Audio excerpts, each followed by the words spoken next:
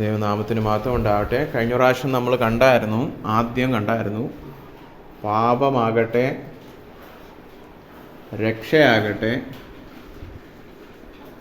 രണ്ടും ഘട്ടം ഘട്ടമായിട്ടാണ് അല്ലേ. 3 ഘട്ടത്തിൽ നമ്മൾ ആദ്യം പറഞ്ഞു. നമുക്ക് ഒരു പദവിയുണ്ട്.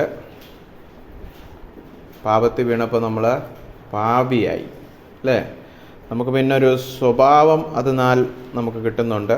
സ്വഭാവം നമ്മൾ അശുദ്ധിയിൽ ജീവിക്കുന്ന അശുദ്ധരായി അല്ലേ. അതുപോലെ 3ാമത് പാപത്തിൽ വീണത് നിമിത്തം നമ്മുടെ ശരീരത്തിനൊരു അനന്തരഫലമുണ്ട്. അത് നാശത്തിലേക്ക് പൊയ്ക്കൊണ്ടിരിക്കുകയാണ്. ദൈവക്രോധത്തിൻ്റെ നാശത്തിലേക്ക് അല്ലേ, നരകത്തിലേക്ക് പൊയ്ക്കൊണ്ടിരിക്കുകയാണ്. അതുപോലെ രക്ഷയുടെ വിഷയത്തിലും നമുക്ക് ആദ്യം ഒരു പദവി ലഭിക്കുന്നുണ്ട്. നമ്മൾ കർത്താവിൽ വിശ്വസിക്കുമ്പോൾ നമുക്ക് നീതിമാൻ എന്നുള്ള പദവി ലഭിക്കുകയാണ്. അതാണ് കഴിഞ്ഞ പ്രാവശ്യം കണ്ടു, നീതീകരണം എന്ന് പറഞ്ഞു അല്ലേ. അതാണ് നീതീകരണം. പിന്നെ നമ്മുടെ സ്വഭാവം നമ്മൾ വിശുദ്ധരായി മാറുകയാണ് അല്ലേ. നമ്മൾ വിശുദ്ധി പ്രാപിക്കുന്നു. അതാണ് ശുദ്ധീകരണം. ഇന്ന് നമ്മൾ പഠിക്കാൻ പോകുന്നത് ആ വിഷയമാണ്, ശുദ്ധീകരണം. പിന്നെ നമ്മുടെ ശരീരം കർത്താവ് രണ്ടാമത് തിരിച്ചു വരുമ്പോൾ നമുക്ക് തേജസ്സുള്ള ഒരു ശരീരം കിട്ടും. അതാണ് തേജസ്കരണം.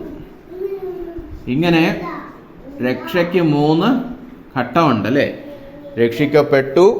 രക്ഷിക്കപ്പെട്ടുകൊണ്ടിരിക്കുന്നു, ഇനി വരുവാനിരിക്കുന്ന ഒരു രക്ഷയുമുണ്ട്. അപ്പം ഇതാണ് നമ്മൾ കഴിഞ്ഞ പ്രാവശ്യം കണ്ടത്, പാപമായാലും രക്ഷയായാലും. അപ്പം ഇന്ന് നമ്മൾ പഠിക്കാൻ പോകുന്നത് ഇതാണ്, ശുദ്ധീകരണം, വിശ്വാസത്താലുള്ള ശുദ്ധീകരണം. അപ്പം അതിന് മുന്നോടിയായിട്ട് കഴിഞ്ഞ ആഴ്ച കണ്ട കാര്യം നമുക്കൊന്ന് ഓർക്കാം. നമ്മൾ എന്താ കണ്ടത്? വിശ്വാസത്താൽ നമുക്ക് നീതിമാൻ എന്നുള്ള പദവി ലഭിക്കുകയാണ്. നീതിമാൻ എന്നുള്ള സ്വഭാവ സർട്ടിഫിക്കറ്റ് അല്ല, നീതിമാൻ എന്നുള്ള പദവി. ദൈവം നമ്മളോട് ഇടപെടുന്നത് നമ്മളൊരു നീതിമാൻ എന്നുള്ള രീതിയിലായിരിക്കും. നമ്മൾ അനുസരിക്കാത്തവരെന്നുള്ള രീതിയിലല്ല. അനുസരിച്ചവരാണെങ്കിൽ എങ്ങനെ ദൈവം നമ്മളോട് ഇടപെടുമായിരുന്നോ ആ രീതിയിൽ തന്നെ ദൈവം നമ്മളോട് കർത്താവിൽ കൃപയാൽ ഇടപെടും. അതുകൊണ്ടാണ് നമ്മൾ രക്ഷിക്കപ്പെട്ടു. നമ്മളെല്ലാവരും ശുദ്ധീകരണമൊന്നും പ്രാപിച്ചിട്ടില്ലെങ്കിൽ പോലും നമ്മൾ രക്ഷിക്കപ്പെട്ടു എന്ന് പറയുന്നത് അതുകൊണ്ടാണ്. കർത്താവിൽ നമുക്ക് കടമായിട്ടൊരു നീതി നൽകുകയാണ്. നമ്മളെല്ലാവരും കർത്താവ് നീതിമാന്മാരായിട്ടാണ് അംഗീകരിക്കുന്നത്. അത് അംഗീകാരമാണ്, ഒരു പദവിയാണ്. അല്ലാതെ നമ്മളെല്ലാവരും നീതിമാന്മാരായില്ല അല്ലേ. നമുക്ക് ഇപ്പോഴും പാപത്തിൻ്റെ പ്രയാസമുണ്ട് അല്ലേ. ഈ നീതീകരണത്തിൽ പാപം സംബന്ധിച്ച് നമ്മളുമായിട്ടുള്ള ബന്ധത്തിൽ നമ്മൾ പാപത്തിൻ്റെ അടിമത്വത്തിൽ നിന്ന് നമ്മൾ സ്വാതന്ത്ര്യം പ്രാപിച്ചു. പാപത്തിൻ്റെ അടിമത്വത്തിൽ നിന്ന് നമ്മൾ സ്വാതന്ത്ര്യം പ്രാപിച്ചു. ഇനി ശുദ്ധീകരണത്തിൽ സംഭവിക്കുന്നത് പാപത്തിൻ്റെ ആ ശക്തി. പാപത്തിനൊരു ശക്തിയുണ്ട്, നമ്മളെ പാപം ചെയ്യിപ്പിക്കുവാനുള്ള ശക്തി. പാപത്തിൻ്റെ ആ ശക്തിയിൽ നിന്നുള്ള സ്വാതന്ത്ര്യമാണ് ശുദ്ധീകരണത്തിൽ സംഭവിക്കുന്നത്.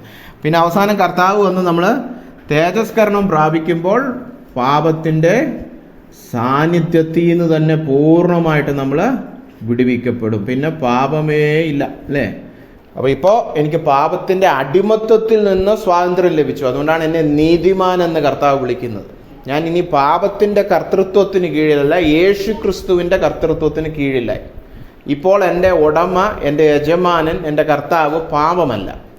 ഇപ്പോൾ അത് കർത്താവാണ്. കർത്താവ് രക്തം ചീന്തി എന്നെ വീണ്ടെടുത്ത് തൻ്റെ അടിമയാക്കി.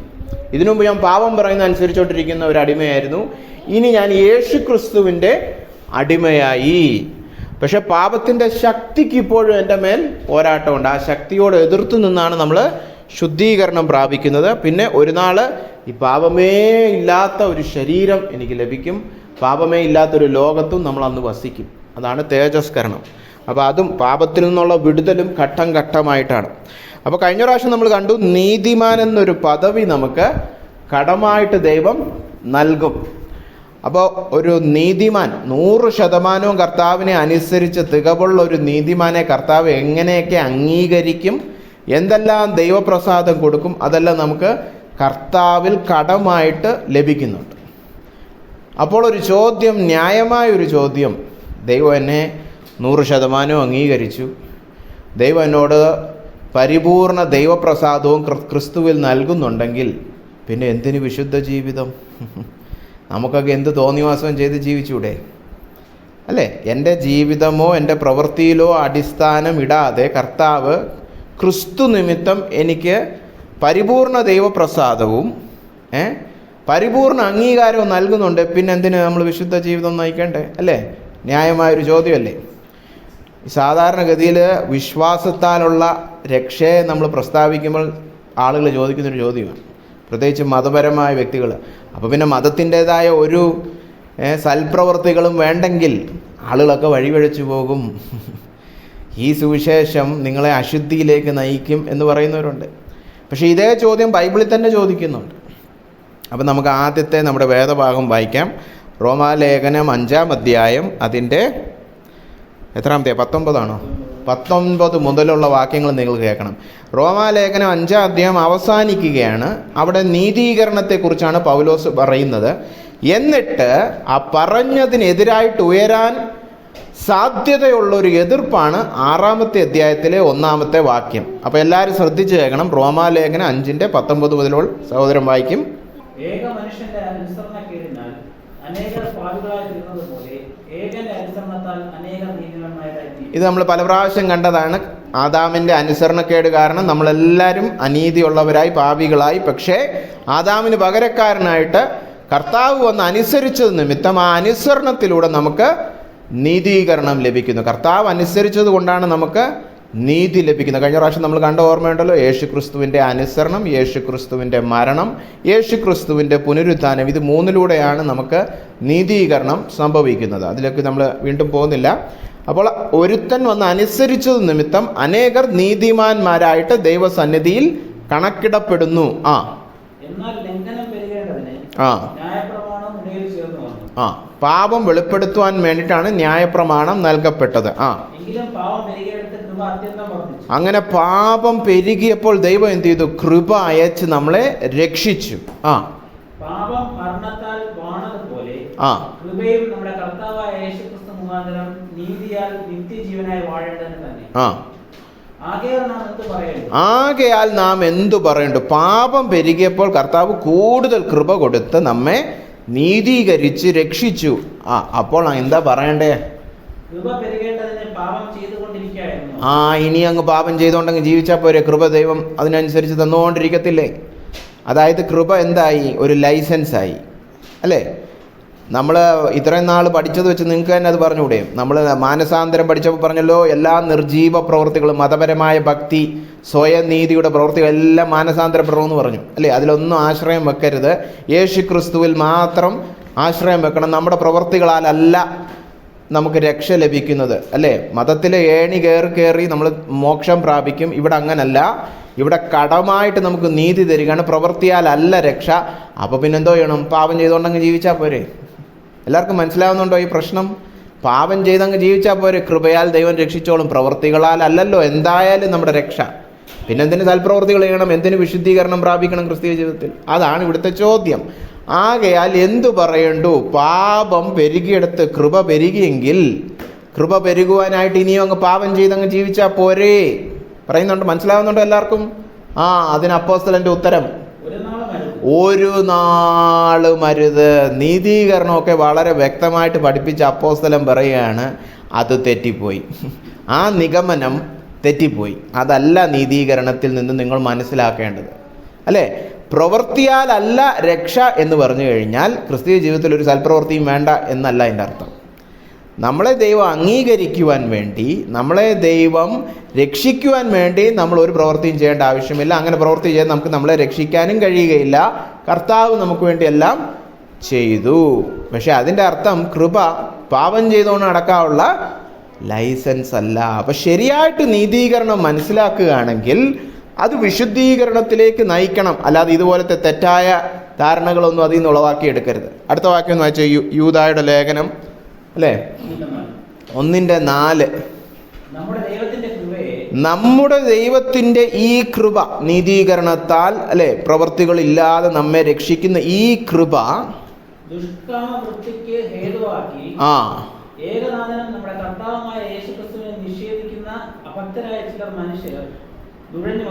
കണ്ടോ, നമ്മുടെ ഇടയിലേക്ക്, അന്നത്തെ കാലത്തെ അപ്പോസ്തോലിക സഭയുടെ ഇടയിലേക്ക് കുറെ നുഴഞ്ഞു കയറ്റക്കാർ കടന്നു വന്നിട്ട് അവര് ദുരൂപദേശം കൊണ്ടുവന്നതിനെ കുറിച്ചാണ് യൂദ അവിടെ പറയുന്നത്. പക്ഷെ എന്തോ ദുരൂപദേശം? നമ്മുടെ ദൈവത്തിൻ്റെ കൃപ ദുഷ്കാമവൃത്തിക്ക് ഹേതുവാക്കി എന്ന് പറഞ്ഞാൽ പഴയ മലയാളമാണ്, നമുക്ക് പറഞ്ഞാൽ മനസ്സിലാകത്തില്ല. നമ്മുടെ ദൈവത്തിൻ്റെ കൃപ പാപം ചെയ്യാനുള്ള ഒരു ലൈസൻസ് ആക്കി. എല്ലാം കൃപയാലാണ് രക്ഷ, അതുകൊണ്ട് നിങ്ങൾ എങ്ങനെ ജീവിച്ചാലും കുഴപ്പമില്ല, ദൈവം രക്ഷിച്ചോളും. കേട്ടിട്ടില്ലേ? ഇതിവിടെ ഉണ്ട്, നമ്മുടെ കേരളത്തിൽ ഇപ്പോഴും ഉണ്ട് ഇതൊക്കെ. പല പല പേരിൽ അറിയപ്പെടുന്ന കൃപയുടെ സുവിശേഷം എന്നൊക്കെ പറഞ്ഞ ഓരോമാരെ വരും. അത് നീതീകരണത്തെ മനസ്സിലാക്കിയത് തെറ്റിപ്പോയി. നീതീകരണത്തിൻ്റെ അർത്ഥം കുറച്ചൊക്കെ മനസ്സിലാക്കി, പക്ഷെ അതിൽ നിന്ന് അവർ മനസ്സിലാക്കി വെച്ച നിഗമനം തെറ്റിപ്പോയി. അതിൽ നിന്ന് അവർ ഉളവാക്കിയെടുത്ത അർത്ഥം മനസ്സിലായത് തെറ്റിപ്പോയി. നീതീകരണം വിശുദ്ധീകരണം വേണ്ട എന്ന് പറയാനല്ല. പറയുന്നത് മനസ്സിലാവുന്നുണ്ടോ? നീതീകരണം വിശുദ്ധീകരണത്തിൻ്റെ അടിസ്ഥാനമാണ്, അല്ലാതെ നീതീകരണം വിശുദ്ധീകരണം വേണ്ടെന്ന് പറയാനുള്ള ഒരു ഉപാധിയല്ല. അങ്ങനെ പറയുന്നവരെന്താന്നാ പറഞ്ഞിരിക്കുന്നത്? അഭക്തന്മാരാണ് എന്ന് മാത്രമല്ല, അത് കഴിഞ്ഞെന്താ പറഞ്ഞാൽ അവർക്ക് എന്തോ വെച്ചിട്ടുണ്ടെന്നാ പറഞ്ഞിരിക്കുന്നത്? പണ്ട് മുതലേ കർത്താവ് വചനത്തിൽ പറഞ്ഞിട്ടുണ്ട് ഇങ്ങനെയുള്ളവർക്ക് ശിക്ഷാവിധി ഏർപ്പെടുമെന്ന്. സത്യസുവിശേഷത്തെ വളച്ചു മാറ്റിക്കളഞ്ഞു. പറയുന്ന എല്ലാവർക്കും മനസ്സിലാവുന്നുണ്ടല്ലോ? ദൈവകൃപ പാപം ചെയ്യാനുള്ള ലൈസൻസ് അല്ല, അല്ലേ? ഇത് രണ്ടും കൂടെ പെട്ടെന്ന് നമുക്ക് ബുദ്ധിയിൽ ചിന്തിക്കുമ്പോൾ ഇപ്പോൾ ഒരു കാര്യം പറഞ്ഞിട്ട് അതിനെതിര് പറഞ്ഞ പോലെ തോന്നും, അല്ലേ? നമ്മൾ നീതിപ്രവൃത്തി ചെയ്തത് കൊണ്ടല്ല നമുക്ക് രക്ഷ ലഭിക്കുന്നത്, എന്നാൽ രക്ഷിക്കപ്പെട്ടവർക്ക് അനീതിയും ചെയ്തുകൊണ്ട് നടക്കാനും പറ്റത്തില്ല. പറയുന്നത് മനസ്സിലാകുന്നുണ്ടോ? ഇത് പെട്ടെന്ന് ചിലപ്പോൾ ഇതെന്തോ ഒരേ കാര്യം അല്ലല്ലോ ഈ പറയുന്നത്, ചേർന്ന് പോകുന്നില്ലെന്ന് തോന്നും, അല്ലേ? പ്രവൃത്തികളാൽ അല്ല രക്ഷ എന്ന് വെച്ചാൽ രക്ഷ ലഭിച്ചു കഴിഞ്ഞാൽ ഒരു പ്രവൃത്തിയും ചെയ്യേണ്ടെന്നുമല്ല, അല്ലേ? രക്ഷയുടെ അടിസ്ഥാനം പ്രവൃത്തികളല്ല, രക്ഷിക്കപ്പെട്ടവൻ്റെ തെളിവാണ് പ്രവൃത്തികൾ. പറയുന്നത് മനസ്സിലാവുന്നുണ്ടോ? പറയുന്നത് മനസ്സിലാവുന്നുണ്ടോ? എല്ലാവർക്കും മനസ്സിലാവുന്നുണ്ടോ? ഇപ്പോൾ ഈ എന്താ പറയുക, അതിന് ജനിച്ചു കഴിഞ്ഞ ഒരു വ്യക്തി എന്ത് ചെയ്യും? ശ്വാസം എടുക്കും മൂക്കിൽ കൂടെ. ജനിക്കാൻ വേണ്ടി ശ്വാസം പിടിച്ചാൽ മാത്രം മതിയോ?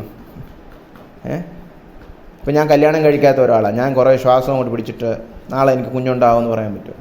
ഇപ്പോൾ വേറെ കുഞ്ഞുണ്ടോ എന്ന് പറയാൻ പറ്റുമോ?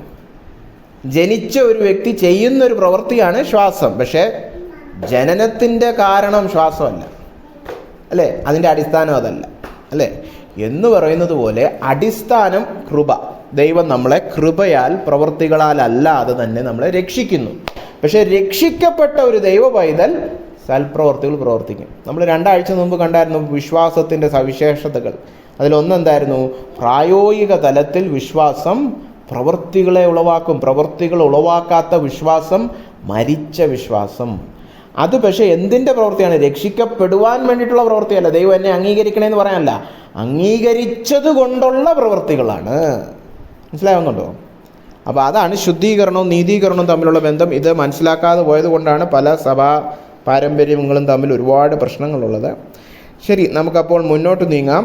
ശരിയായിട്ട് രക്ഷിക്കപ്പെട്ട ഒരു വ്യക്തി നീതീകരണം കഴിഞ്ഞാൽ അവൻ ശുദ്ധീകരണത്തിൻ്റെ പാതയിൽ മുന്നോട്ട് പോവുക തന്നെ ചെയ്യും. എന്താ ഈ ശുദ്ധീകരണം?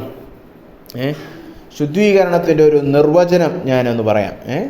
കർത്താവായ യേശുക്രിസ്തുവിൽ വിശ്വാസത്താൽ നീതീകരിക്കപ്പെട്ട ഒരു വ്യക്തി പടിപടിയായിട്ട് കർത്താവായ യേശുക്രിസ്തുവിൻ്റെ സ്വഭാവത്തിലേക്ക് രൂപാന്തരം പ്രാപിക്കുന്നതിനെയാണ് ശുദ്ധീകരണം എന്ന് പറയുന്നത്.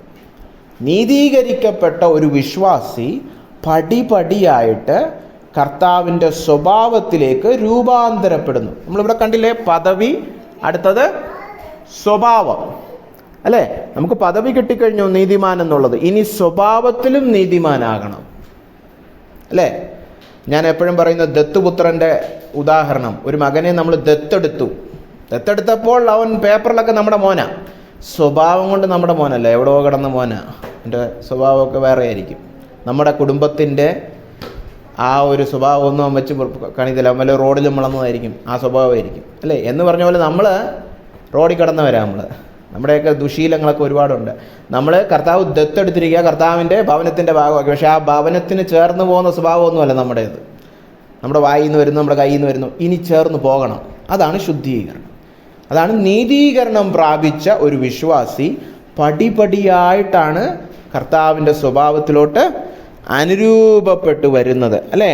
അങ്ങനെ അവൻ കർത്താവിനെ പോലെ ആയിത്തീരും. അപ്പോൾ ഇത് ഈ നിർവചനത്തിൽ നിന്ന് 3 കാര്യങ്ങൾ പറഞ്ഞോട്ടെ. ഒന്നാമതായിട്ട് ഇത് പടിപടിയായിട്ടുള്ളൊരു പ്രക്രിയയാണ്, അല്ലാതെ നീതീകരണം പോലെ ഒരു സംഭവമല്ല. നീതീകരണം കർത്താവിൽ വിശ്വസിക്കുന്ന ആ നിമിഷം നിങ്ങളുടേതായി. നീതീകരണം തുടർമാനമായിട്ട് നടന്നുകൊണ്ടിരിക്കുന്ന കാര്യമല്ല. കർത്താവ് നമ്മളെ അംഗീകരിച്ചു, അത് ഒരു സമയം ഒരു സെക്കൻഡിൽ നടന്നു കഴിഞ്ഞു. നിങ്ങൾ വിശ്വസിക്കുന്ന, അല്ലെങ്കിൽ കർത്താവ് യേശുക്രിസ്തുവിൻ്റെ സുവിശേഷം വിശ്വസിക്കുന്ന ആ നിമിഷത്തിൽ നീതീകരണം നടന്നു കഴിഞ്ഞു. അത് ഭൂതകാലത്തിലായി, നീ രക്ഷിക്കപ്പെട്ടു. പക്ഷേ ശുദ്ധീകരണം അങ്ങനല്ല, അത് പടിപടിയായിട്ട് പോകുന്ന ഒരു പ്രക്രിയയാണ്, അല്ലേ? ഇപ്പോൾ പ്രസവിച്ചു, 6-7 വർഷമായിട്ട് പ്രസവിച്ചുകൊണ്ടിരിക്കുകയാണോ? 25 വർഷമായിട്ട് ഞാൻ പ്രസവിച്ചുകൊണ്ടിരിക്കുകയെന്ന് ആരെങ്കിലും പറയുമോ? പ്രസവിക്കുന്നത് ഒരു സെക്കൻഡ് അല്ലേ? ജനന സമയമൊക്കെ നമ്മൾ എഴുതി വെക്കും.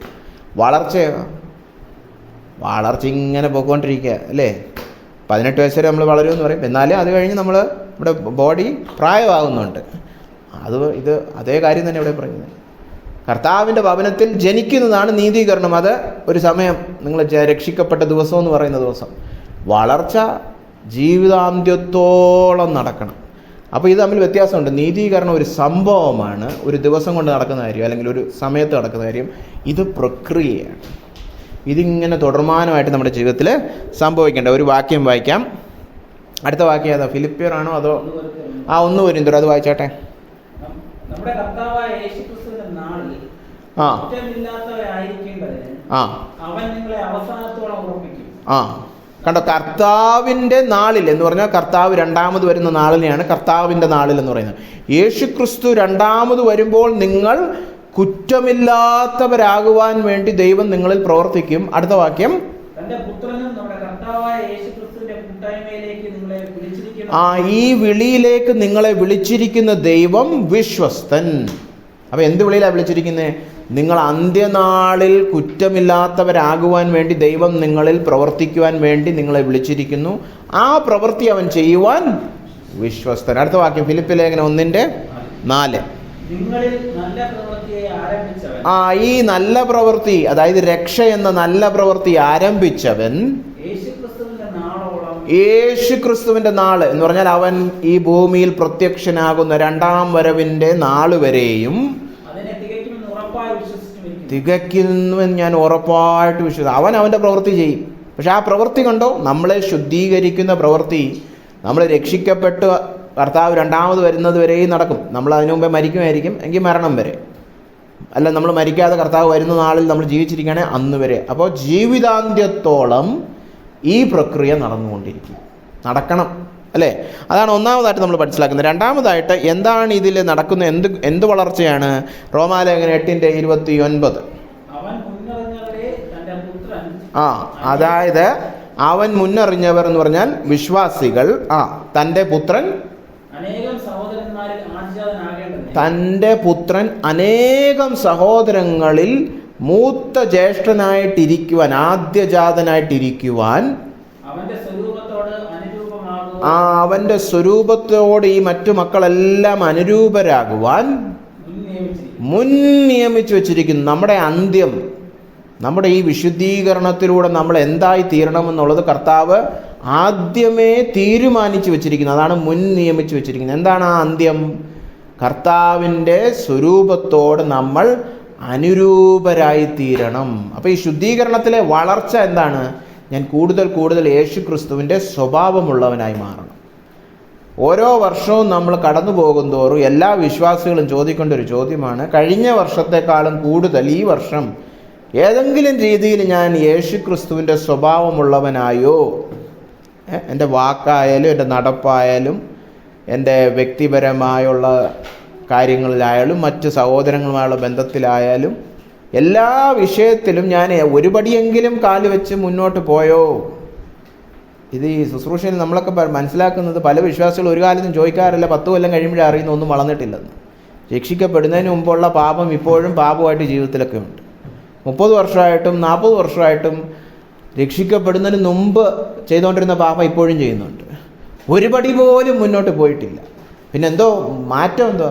അത് മീറ്റിങ്ങിന് പോകുന്നുണ്ട്, കുറേ പാട്ട് പാടുന്നുണ്ട്, കുറേ പാട്ടൊക്കെ കാണാൻ പഠിച്ചു, കുറേ വാക്യങ്ങളൊക്കെ അറിയാം, കുറേ ബൈബിളൊക്കെ അറിവറിയാം, അത്രയേ ഉള്ളൂ. സ്വഭാവത്തിലൊരു മാറ്റവും ഇല്ല.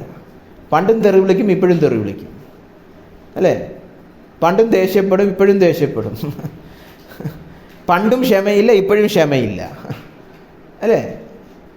എന്തോ ശുദ്ധി, ഈ പ്രവൃത്തിയൊന്നും നടക്കുന്നില്ല എന്നതിൻ്റെ അർത്ഥം, അല്ലേ? അന്ത്യത്തോളം പ്രവർത്തിക്കാൻ കർത്താവ് വിശ്വസ്തൻ എന്നൊക്കെ വായിച്ചു. നമ്മൾ നടക്കുന്നുണ്ടോ?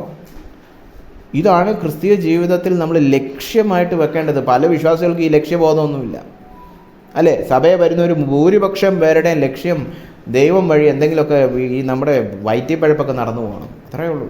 അല്ലാതെ അവർ കടന്നു വരുന്നു, ഇന്ന് പ്രസംഗം കേട്ടിട്ട് എനിക്ക് എവിടെയെങ്കിലും ഒന്ന് വളരണം, എൻ്റെ ശിഷ്യത്വത്തെ എനിക്ക് ക്രിസ്തുവിനെ പോലെ ഒന്ന് വളരണം. അങ്ങനെ വരുന്ന എത്ര പേരുണ്ട് വിശ്വാസികൾ സഭയിൽ വരുന്നവർ? ഒരുപാട് പേരൊന്നുമില്ല. കാരണം എന്താ അറിയോ? അല്ലാതെ ഈ മറ്റ് ചപ്പ് ചവറ് കേൾക്കണമെന്ന് പറയുന്നവർ എന്തെങ്കിലും ഇന്ന് ആശ്വാസം ലഭിക്കുമായിരിക്കും, മറ്റേ കടബാധ്യത മാറുന്നതിന്. അപ്പം ഞാനായിരിക്കും അന്നത്തെ പ്രസംഗം, ഞാൻ ആ വിഷയം ഒന്നും തുറത്തില്ല, ഇതൊക്കെയാണ് പ്രസംഗിക്കുന്നത്. അപ്പോൾ ഇതൊക്കെ ആർക്ക് കേൾക്കണം? പക്ഷെ ഇതാണ് കർത്താവ് മുൻനിയമിച്ച് വെച്ചിരിക്കുന്നത്, നമ്മൾ എന്തായി തീരണമെന്നുള്ളത്. ഈ സ്കൂളിൽ പഠിപ്പിക്കുന്ന ഇതൊക്കെയാണ്. പക്ഷെ പ്രസംഗന്മാർ സിലബസൊക്കെ മാറ്റി. അവരാളുകളെ സൂചിപ്പിക്കാൻ വേണ്ടി ഇത് ആശ്വാസദായകനായ കർത്താവ്, നിങ്ങളുടെ വയറ്റിപ്പഴപ്പിനെ സഹായിക്കുന്ന കർത്താവ്, ഇത് മാത്രമാക്കി. പണം കൊടുക്കുന്ന കർത്താവ്, സഹായിക്കുന്ന കർത്താവ്, കടബാധ്യത മാറ്റുന്ന കർത്താവ്, ഇതൊക്കെ ആക്കി വെച്ചു. കഴിഞ്ഞ ദിവസം ഞാൻ വായിക്കുകയായിരുന്നു, നമ്മൾ വായിക്കുന്നില്ല, ലൂക്കോസിൽ ഒരിടത്ത് കർത്താവ് പ്രസംഗിച്ചുകൊണ്ടിരിക്കുക, ക്രൂശിനെ കുറിച്ചൊക്കെ പ്രസംഗിക്കുക. ഒരുത്തം വന്നിട്ട്, കർത്താവ് എൻ്റെ സഹോദരനും ഞാനുമായിട്ടുള്ള സ്വത്ത് തർക്കം ഒന്ന് മാറ്റി. അപ്പോൾ കർത്താവ് വെച്ച്, സ്വത്ത് തർക്കം തീർക്കുന്നവനാക്കി എന്നെ ആര് മാറ്റി? അപ്പോൾ അന്നത്തെ ആ പയ്യൻസിന്, ആ വന്ന ആൾക്ക് ഇന്നത്തെ കാലത്തായിരുന്നു പറയുന്നത്, അല്ല TV-യിലെ പ്രസംഗം പറഞ്ഞു എല്ലാ പ്രശ്നത്തിനും പരിഹാരകൻ യേശു ക്രിസ്തു, പിന്നെ സ്വത്ത് പരിഹാരം നീയല്ലേ ചെയ്യണ്ടേ, അല്ലേ? ഇന്നത്തെ കാലത്താണെങ്കിൽ തിരിച്ചു ചോദിക്കാൻ യേശുവിൻ്റെ അടുത്ത് തർക്കുത്തരം പറയായിരുന്നു. എല്ലാ പ്രശ്നത്തിൻ്റെയും പരിഹാരം യേശു എന്ന് പറഞ്ഞാൽ യേശു പറയാം എല്ലാ പ്രശ്നത്തിനൊന്നും ഞാൻ പരിഹാരം കണ്ടുപിടിച്ച് തരത്തില്ലെന്ന്. ലൗകിക ഭൗതിക ഇതുപോലത്തെ മ്ലേച്ഛ പരിപാടിക്കൊന്നും എന്നെ വിളിക്കരുതെന്ന കർത്താവ് പറഞ്ഞു. നിങ്ങൾ എവിടെയെങ്കിലും കേട്ടിട്ടുണ്ടോ എല്ലാ പ്രശ്നത്തിൻ്റെയും പരിഹാരകൻ യേശു അല്ല എന്ന്? ബൈബിളിൽ തന്നെയുള്ള കാര്യമാണ്. അങ്ങനത്തെ പരിപാടിക്കൊന്നും എന്നെ വിളിക്കരുത്. നിങ്ങൾ പാപം ചെയ്തിട്ട് അതിന് ഞാൻ പരിഹാരം കാണണമെന്ന് പറഞ്ഞാൽ ഞാൻ വരത്തില്ല, അല്ലേ? അപ്പോൾ നമ്മുടെ ക്രിസ്തീയ ജീവിതത്തിൻ്റെ ലക്ഷ്യം ഇതായിരിക്കണം. ഇന്ന് നമ്മൾ പഠിക്കുന്നതാണ് ക്രിസ്തീയ ജീവിതത്തിൻ്റെ ലക്ഷ്യം, ശുദ്ധീകരണം. ബൈബിൾ വായിക്കുന്നതും പ്രാർത്ഥിക്കുന്നതും ബൈബിൾ സ്റ്റഡിക്ക് വരുന്നതും കൂട്ടായ്മ ആചരിക്കുന്നതും എല്ലാം ഈ ഉദ്ദേശമാണ്.